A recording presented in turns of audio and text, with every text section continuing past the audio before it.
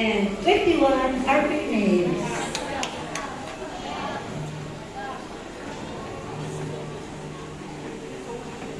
They all have satisfactorily completed the requirements of the K-12 basic education curriculum for school year 2024-2025 with their certificates of completion.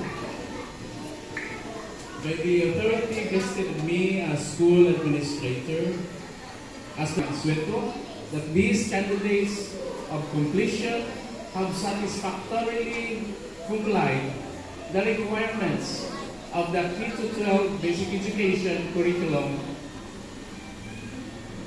as mandated, as prescribed by the Department of Education for this school year 2024-2025. Congratulations! Congratulations! My dear learners, congratulations!